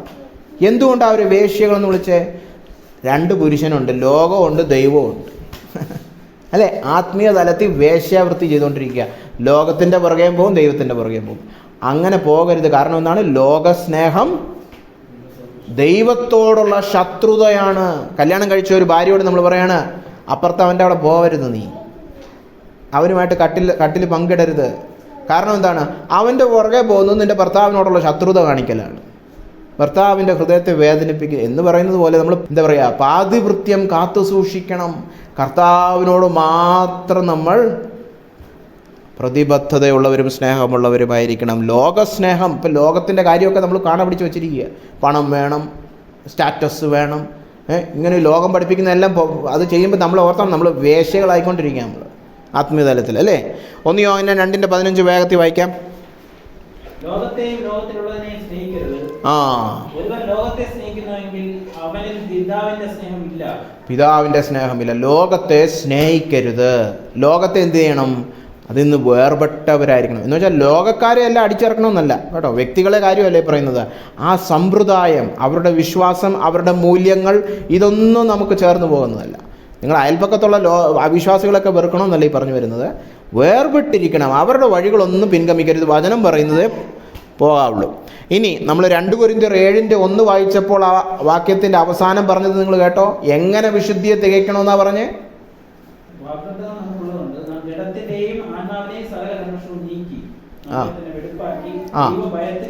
ദൈവഭയത്തിൽ. രണ്ടാമത്തെ ആവശ്യം ദൈവഭയം. 2 കാര്യങ്ങളും കൂടെ ഉണ്ടെങ്കിലേ വിശുദ്ധീകരണം നടക്കത്തുള്ളൂ എന്ന് പറഞ്ഞു. ഒന്നാമത്തേത് എന്തായിരുന്നു? വേർപാട്. രണ്ടാമത്തേത് ദൈവഭയം. ഇത് 2 കൂടെ ഉണ്ടെങ്കിലേ വിശുദ്ധീകരണം നല്ല രീതിയിൽ നടക്കുകയുള്ളൂ.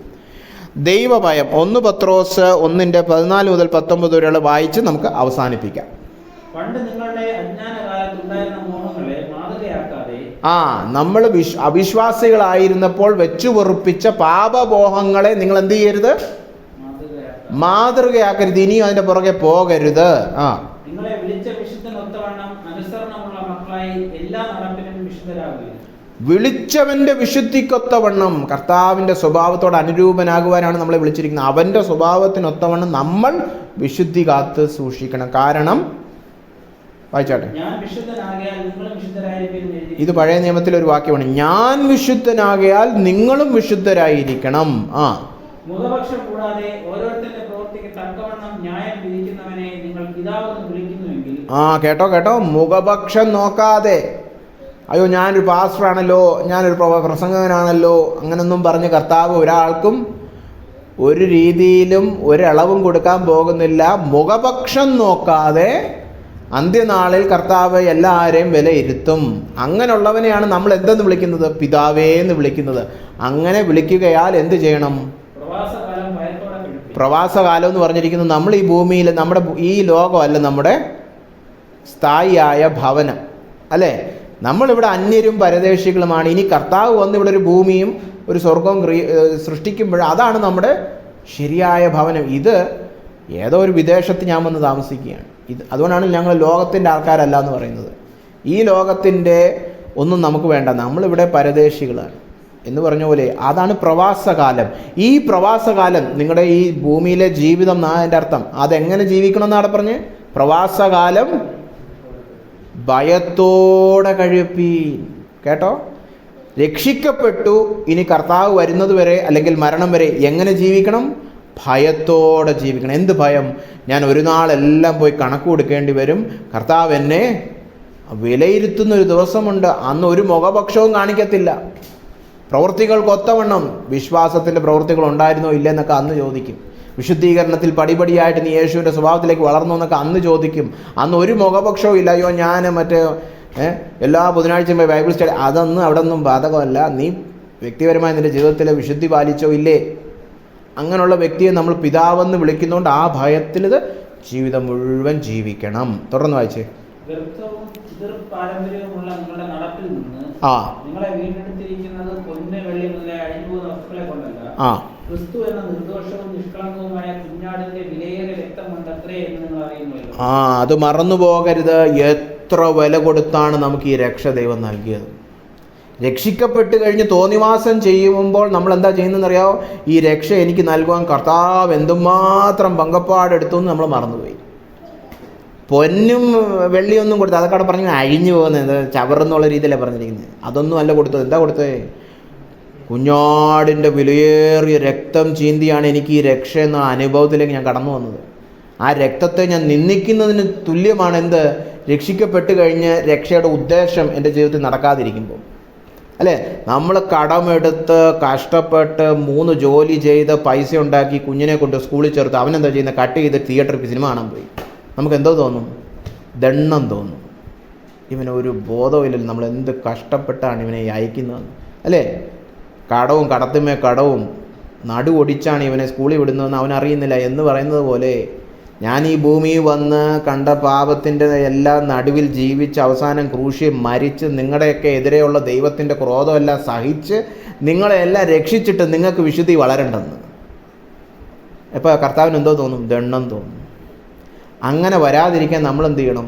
ഈ ക്രിസ്തീയ ജീവിതത്തിലേക്ക് കടന്നു വരുവാൻ ദൈവം എന്തുമാത്രം വില കൊടുത്തെന്നുള്ളത് എപ്പോഴും ഓർത്തുകൊണ്ടിരിക്കണം. പ്രവാസകാലം ദൈവഭയത്തിലും ദൈവം എനിക്ക് വേണ്ടി എന്തുമാത്രം ചെയ്തു എന്ന് ഓർത്തിരിക്കണം. അങ്ങനെ വേർപാടും ദൈവഭയവും കൂടെ ഉണ്ടെങ്കിലേ നേരത്തെ പറഞ്ഞതുപോലെ വിശ്വാസത്താൽ വചനത്തിലൂടെ ആത്മാവിൽ ശുദ്ധീകരണം സംഭവിക്കും. ശരി, നമുക്ക് ഇന്നത്തേക്ക് അവസാനിപ്പിക്കാം. നമുക്ക് ഒരു നിമിഷം പ്രാർത്ഥിച്ച് ഈ വചനത്തോട് പ്രതികരിക്കാം. മനസ്സിൽ വെക്കുക, ഇതാണ് രക്ഷയുടെ ഉദ്ദേശം. കർത്താവിന് അന്ത്യത്തിൽ യേശു ക്രിസ്തുവിൻ്റെ സ്വഭാവത്തിലുള്ള ഒരു ജനതയെ വാർത്തെടുക്കണം. നമ്മളെല്ലാവരും അതിൻ്റെ ഭാഗമാകുവാൻ അവൻ ആഗ്രഹിക്കുന്നു. അന്ന് നമ്മളെല്ലാവരും ഒരുപോലെ യേശു ക്രിസ്തുവിൻ്റെ സ്വഭാവമുള്ളവരായി മാറണം. അതിനിന്നേ ആ പ്രക്രിയ തുടങ്ങിയിരിക്കുകയാണ്. നമ്മുടെയൊക്കെ ജീവിതത്തിൽ ആ പ്രക്രിയയോട് നമ്മൾ എങ്ങനെ പ്രതികരിക്കുന്നു എന്ന് നമുക്കൊന്ന് ചിന്തിക്കാം. മാനസാന്തരപ്പെടേണ്ട വിഷയങ്ങൾ മാനസാന്തരപ്പെട്ട് കർത്താവിനോട് ഏറ്റുപറയാം. കർത്താവേ, ഈ പ്രക്രിയ എൻ്റെ ജീവിതത്തിൽ തുടർമാനമായി സംഭവിക്കണമേ. കർത്താവ് വന്നുപോയ എല്ലാ പിഴകളും പൊറുക്കണമേ. നമുക്ക് പ്രാർത്ഥിച്ച് നമ്മളെ തന്നെ ഒന്നുകൂടെ സമർപ്പിച്ച് ദൈവത്തിൻ്റെ കരത്തിലേക്ക് കൊടുക്കാം. ഞങ്ങളെ സ്നേഹിക്കുന്ന വലിയവനായ കർത്താവ്, ഇന്ന് കേൾപ്പിച്ച ഈ വചനത്തിനായിട്ട് സ്തോത്രം. ദൈവത്തിൻ്റെ ഇഷ്ടമോ നമ്മുടെ ശുദ്ധീകരണമത്രയെന്ന് ഞങ്ങൾ വചനത്തിൽ കണ്ടു. പടിപടിയായി യേശുക്രിസ്തുവിൻ്റെ സ്വഭാവം ഞങ്ങളിൽ ഉളവാക്കുവാൻ കർത്താവെ നീ വിലയേറിയ ദാനങ്ങൾ ഞങ്ങൾക്കായി നൽകി. യേശുക്രിസ്തുവിൻ്റെ രക്തം, അവൻ്റെ വചനം, അവൻ്റെ ആത്മാവ്, ഇതെല്ലാം ഞങ്ങൾക്കായി നൽകിയിരിക്കുന്നു. കർത്താവെ, ഈ വിലയേറിയ ദാനങ്ങൾക്കായിട്ട് സ്തോത്രം. അതിനൊത്തവണ്ണം ഞങ്ങളുടെ എല്ലാം ജീവിതത്തിൽ നിൻ്റെ ഉദ്ദേശം പൂർത്തീകരിക്കപ്പെടണമേ. ഞങ്ങളുടെ എല്ലാം ജീവിതത്തിൽ അനുദിനം കർത്താവെ, പടിപടിയായി കർത്താവെ, യേശുക്രിസ്തുവിൻ്റെ സ്വഭാവത്തിലേക്കുള്ള രൂപാന്തരം സംഭവിക്കണമേ എന്ന് പ്രാർത്ഥിക്കുന്നു. കർത്താവെ, ആ പ്രക്രിയയിൽ ഞങ്ങളായി വരുത്തിയിട്ടുള്ള എല്ലാ കുഴപ്പങ്ങളും പിഴകളും പൊറുക്കണമേ എന്ന് പ്രാർത്ഥിക്കുന്നു. കർത്താവെ, ഞങ്ങളെ സഹായിക്കണമേ എന്ന് പ്രാർത്ഥിക്കുന്നു. ലോകത്തെ ഞങ്ങൾ പലപ്പോഴും സ്നേഹിച്ചിട്ടുണ്ട് കർത്താവെ. ആത്മീയമായിട്ട് ഞങ്ങൾ വേശ്യകളെ പോലെ ആയിട്ടുണ്ട് കർത്താവെ. ഞങ്ങളോട് പൊറുക്കണമേ. ലോകത്തെ വെറുക്കുവാൻ ഞങ്ങളെ സഹായിക്കണമേ. ലോകത്തിൻ്റെ മായാമോഹങ്ങളിൽ വലഞ്ഞു പോകാതിരിപ്പാൻ ഞങ്ങളെ നീ ബലപ്പെടുത്തണമേ എന്ന് പ്രാർത്ഥിക്കുന്നു കർത്താവെ. ദൈവമായ കർത്താവ്, ഞങ്ങളെ സഹായിക്കണം. ശരിയായ ദൈവഭയം ഞങ്ങളുടെ ഉള്ളത്തിൽ ഉളവാക്കണം കർത്താവെ. നിനക്ക് ഞങ്ങളിൽ ഉള്ളത്തിൽ പ്രവർത്തിക്കുവാൻ എപ്പോഴും ഇടം കൊടുക്കുന്ന വിധേയത്വമുള്ള ഹൃദയങ്ങൾ ഞങ്ങൾക്ക് നൽകിയാട്ടെ എന്ന് പ്രാർത്ഥിക്കുന്നു. പ്രാർത്ഥന കേട്ടിരിക്കാൻ സ്തോത്രം. സകല മാനവും മഹത്വം അങ്ങേക്ക് തന്നെ കരയേറ്റുന്നു. യേശുക്രിസ്തുവിൻ്റെ നാമത്തിൽ ഈ പ്രാർത്ഥന കേൾക്കണമേ പിതാവേ. ആമേൻ.